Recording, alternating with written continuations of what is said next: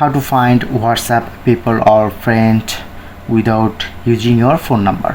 So recently WhatsApp update their new feature. WhatsApp provide to add username.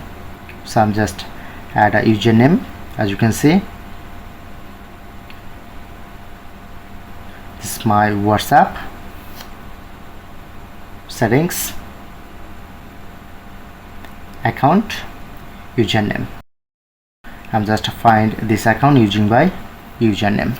Just open WhatsApp, press on to plus option, search here @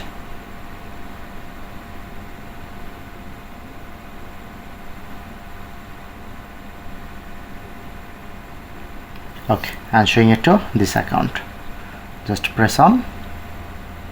I'm easily find this account without phone number using by username. So that's it.